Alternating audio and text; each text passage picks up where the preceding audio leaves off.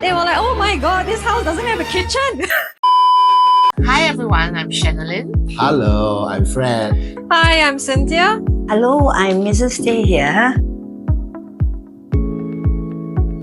We may not think about certain things that we need, but she can see the things that we need and she proposes ideas of putting in certain things which we think at the end of the day is very useful for us. Because right from the get-go itself, we were brainstorming various designs. So that kind of stood out to me. And that's why eventually, when it came down to choosing the right interior designer, I felt that she was the best fit for me. Actually empathize that she can understand our needs as a small family very well. And then she knew that we needed the storage. Nowadays, everything is expensive. You know, certain costs which we did not foresee, she will tell us and give us a very reasonable price. A very interesting piece is the first point that I made about concealed kitchen, right? So kitchen is very concealed because it's got mirrors and it links to a walkway with curved spaces and all that, which is what I really wanted to have a different look and feel.